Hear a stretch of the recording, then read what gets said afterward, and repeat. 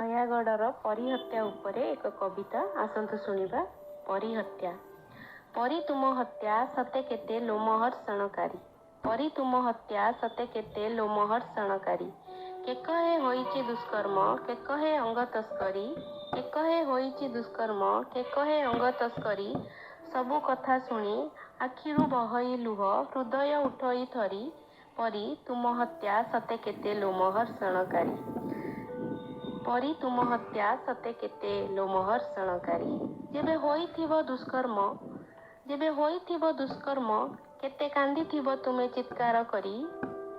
ଦେହରେ ଅସହ୍ୟ ଯନ୍ତ୍ରଣା ଆଖିରୁ ଲୁହ ନିମିଷକେ ଯାଇଥିବ ଝରି।